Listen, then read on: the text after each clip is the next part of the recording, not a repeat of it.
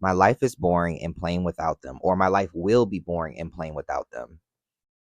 You have fun prior to this person. You've had fun. Like, I want you to really sit and think. Have you ever laughed before this person came into your life? Have you ever went on a roller coaster? Have you ever seen a good movie before this person came into your life? You've experienced joy before this person came into your life. So we know that's not true. Clicking on this video was the greatest decision you've ever made. This video was the reality check that you needed. As someone that has gone through what you're going through, felt what you felt, thought what you're thinking, I know exactly what to say to you because it's stuff I've had said to me by my friends, by my therapist, and the things I've been saying to myself. And you know what? We're going to start off with me because in this circle of recovering people pleasers that we're in right now, in this circle of people that can never let people go to save their life circle that we're in right now, I'm going to start because I feel like I'm the facilitator of this and I'm definitely have been a victim of these behaviors. Not letting people go is very difficult. And I had this experience this summer because there was someone that I met and he was really fun, really interesting, really good looking, had certain things going on for himself and I just enjoyed being around him, right? And we didn't hang out super frequently, but it was like, here and there over the summer, there was texting like, occasionally throughout the summer. And every time we did hang out, it was really, really fun. Like I had a lot of fun. Like fun that I would have normally with like other friends that I have in my life. So I was like, okay, like this person's a contender to be in my life. And I also romantically became interested in this person as well over time because I'm like, damn, I'm really enjoying myself. Like, this is really, really fun. Like, I'm really enjoying this person.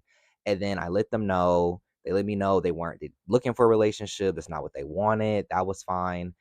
Little disappointing at first, though. Don't get me wrong. But over time, I was like, well, I'll just be friends with this person. So, kept hanging out with this person. But over time, I was having fun when we would hang out or we would talk. But there was something else that was kind of stressing me out, bringing me anxiety, bringing me frustration. And they weren't very good with time. They weren't very good with showing up. They weren't very good at that. Now, were there times where they did have those moments where they did show up? Yes. But quite frequently, I wasn't sure if we were going to hang out. I wasn't sure if they were going to text me back. I wasn't sure if I was going to receive communication from them. Their communication skills or like in terms of reciprocating contact was really poor. Like it was hard to hear from them, right? And I kind of dealt with it because I'm like, I understand people are busy, people have a life, people have things going on. Like, this is normal. But it was something that was starting to become like a pattern, like increasingly like a pattern. And like I was like, first time, okay. Second time, oh, okay, that's kind of weird. Third time, oh, okay, what's going on? Fourth time, I was upset. I was like, okay, you just really don't care.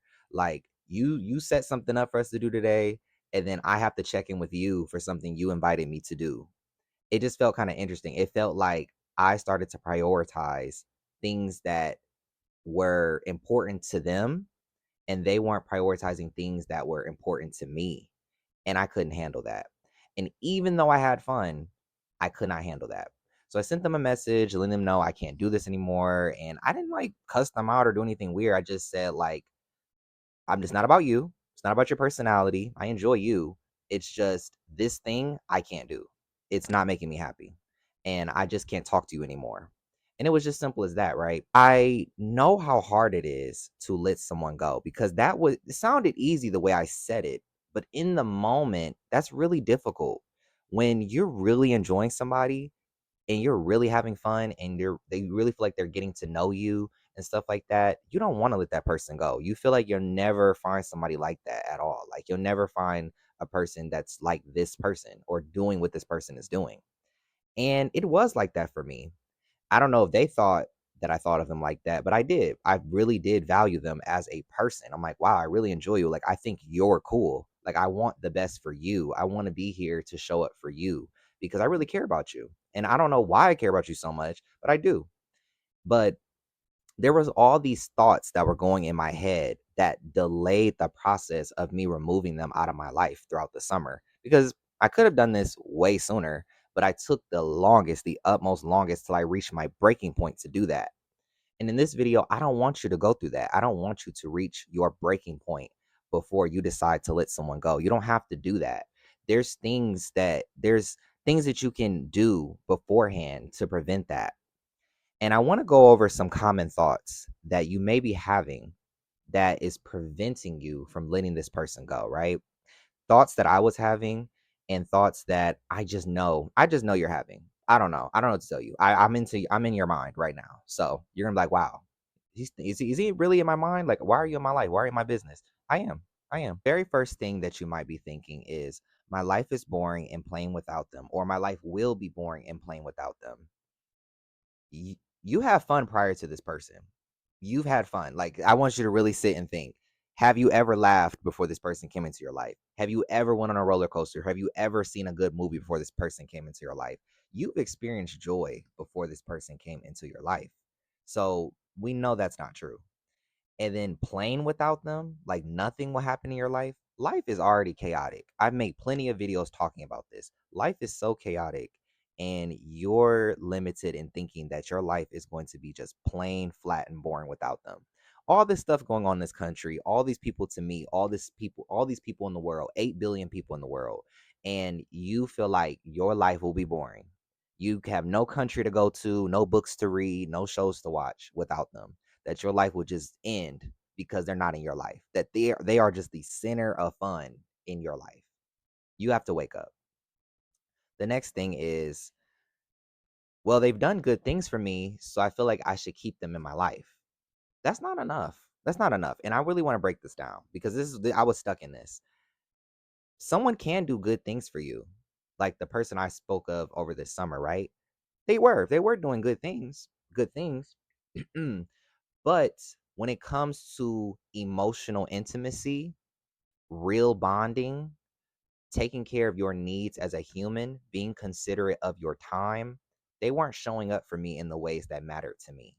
And it just didn't feel like it was going to go any deeper of a bond anyways. And I'm not looking for surface level relationships right now. I'm not looking for surface level. I'm not really looking for a party friend.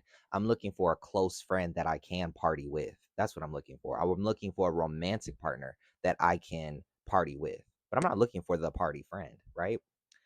So they did good things for me. They drove, they may pay for things, they've done certain things, but that doesn't matter when your needs are not being met.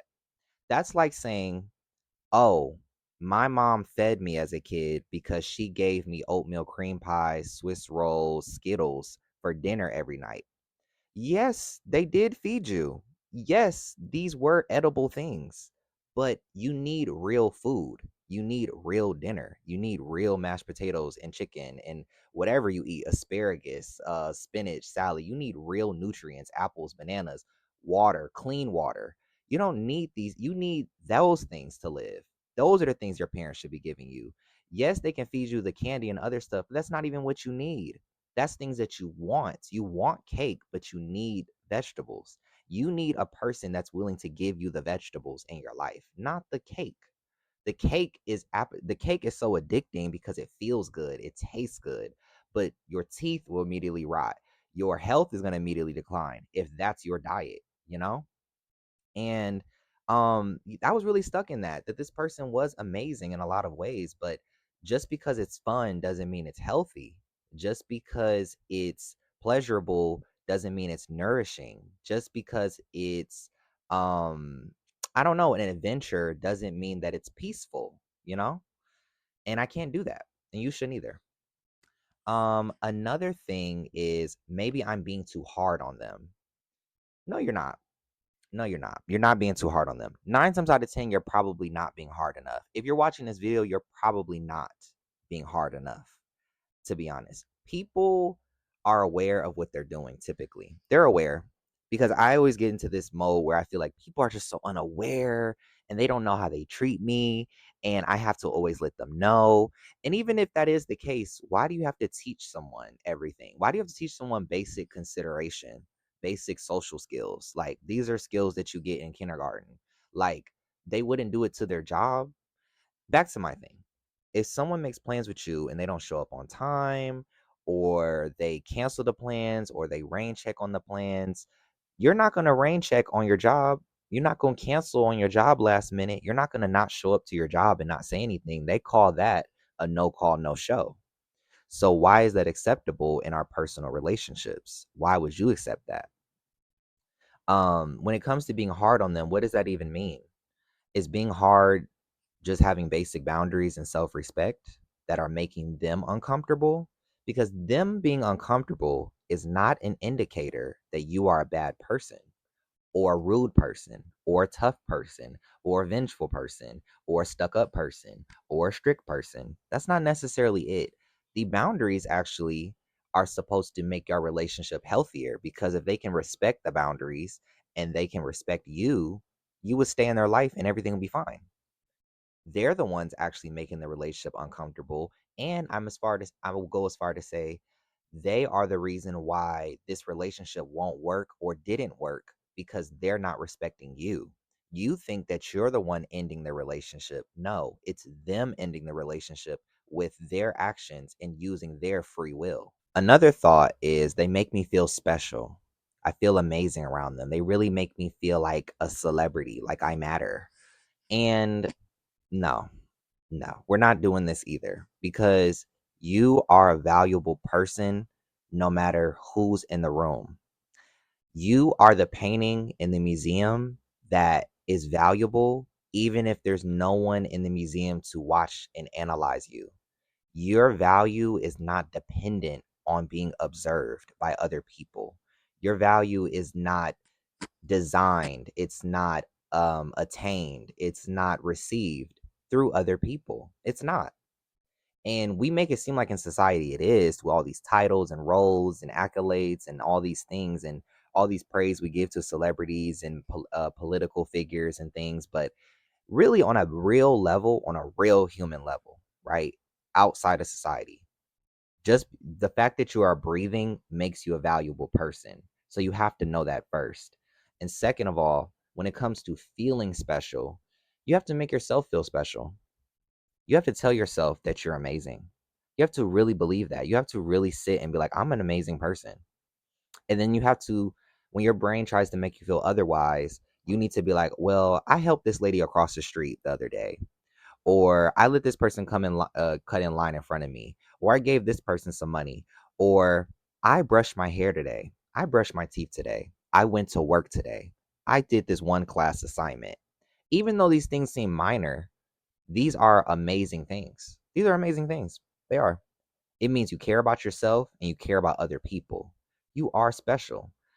Every part, every person on earth is special and valuable, because we're all needed for this entire operation to work.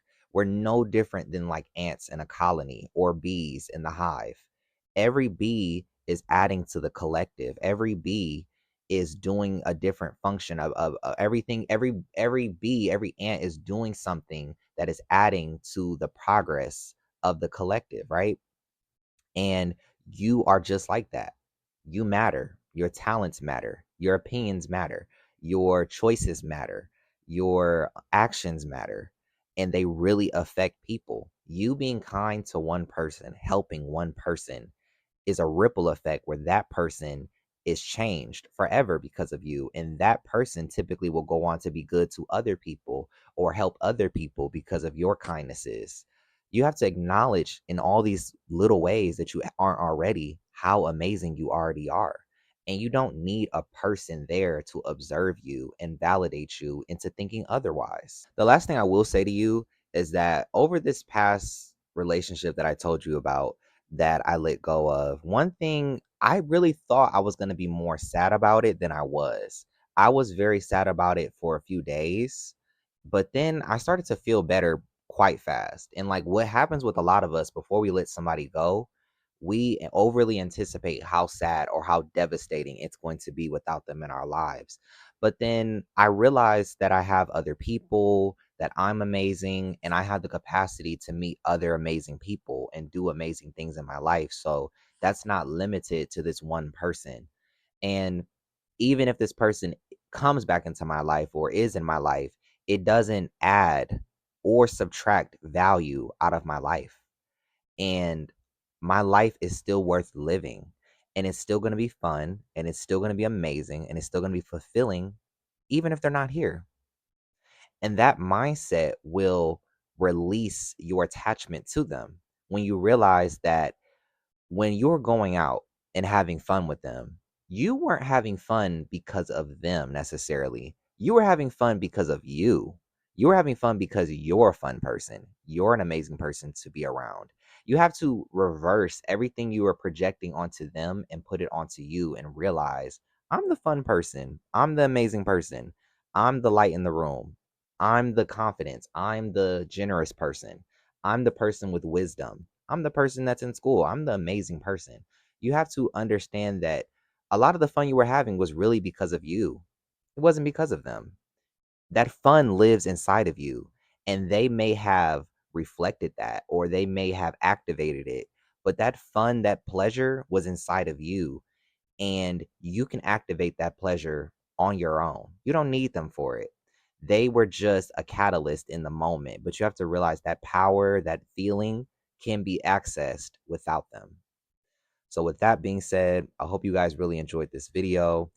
If you made it to the very end, don't forget to like, comment, subscribe, do all those amazing, beautiful things. Comment down below. Let me know who and what you're recovering from or struggling to let go of, and I'll respond.